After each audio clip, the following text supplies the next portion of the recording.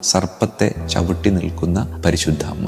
പരിശുദ്ധ അമ്മയുടെ ഇടതുഭാഗത്ത് ഒരു മാലാഖയുണ്ട്. ആ മാലാഖയുടെ കയ്യിൽ നിന്ന് ഒരു ചരട് പരിശുദ്ധ അമ്മയിലൂടെ വലതുഭാഗത്തുള്ള മറ്റൊരു മാലാഖയുടെ കയ്യിലേക്ക് വീഴുകയാണ്. ഇടതുഭാഗത്തിരിക്കുന്ന മാലാഖയുടെ കയ്യിലുള്ള ചരടുകൾക്ക് ഒരുപാട് കെട്ടുകളുണ്ട്. പക്ഷേ അത് അമ്മയിലൂടെ കടന്ന് വലതുഭാഗത്തുള്ള മാലാഖയുടെ അടുക്കിലേക്ക് പോകുമ്പോൾ ആ കെട്ടുകളൊക്കെ അഴിഞ്ഞ് വളരെ ഭംഗിയുള്ള ചരടായിട്ട് മാറും. കുരുക്കഴിക്കുന്ന അമ്മയോടുള്ള ഭക്തി.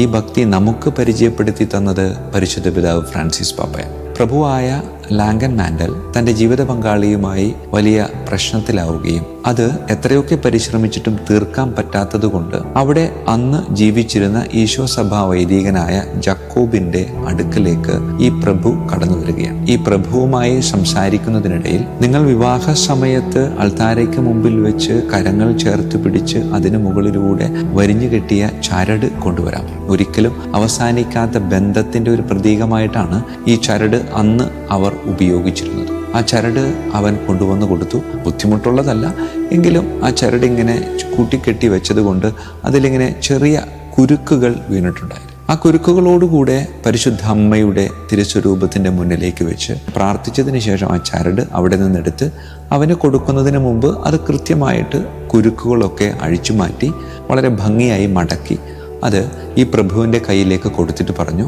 ധൈര്യമായിട്ട് പോയിക്കൊള്ളുക, പരിശുദ്ധ അമ്മ നിന്നെ പ്രത്യേകിച്ച് പരിപാലിച്ചു. പ്രിയമുള്ളവരെ, അത്ഭുതമെന്ന് പറയട്ടെ, പരിശുദ്ധ അമ്മയുടെ ഇടപെടലിലൂടെ മാറാതിരുന്ന കുടുംബത്തിലെ അസ്വസ്ഥത, അവർ തമ്മിലുള്ള ഉടക്ക് വഴക്ക് അപ്പാടെ മാറിപ്പോവുകയാണ്. കുടുംബത്തിലെ പ്രശ്നങ്ങൾ, വഴക്കുകൾ, അഴിഞ്ഞു പോകാത്ത കുരുക്കുകൾ എന്തെങ്കിലും കൂടെ ഉണ്ടെങ്കിൽ അത് പരിശുദ്ധ അമ്മയുടെ കാൽക്കലേക്ക് സമർപ്പിച്ച് പ്രാർത്ഥിച്ചാൽ അത് പൂർണ്ണമായും അഴിഞ്ഞില്ലാതാകുമെന്ന വലിയൊരു വിശ്വാസം അവിടെ ഇങ്ങനെ മുളച്ച് വളരുകയായി. കലാകാരനായ ജൊഹാൻ ഗയോർഗ് സുന്ദരമായ ഈ ഒരു ചിത്രം ആ ദേവാലയത്തിൽ വരച്ച് സ്ഥാപിക്കുന്നു. അതോടൊപ്പം തന്നെ ആ ഛായാചിത്രത്തിൽ ഒരു മാലാഖ വൃന്ദം അമ്മയുടെ ചുറ്റുപാടുമുണ്ട്.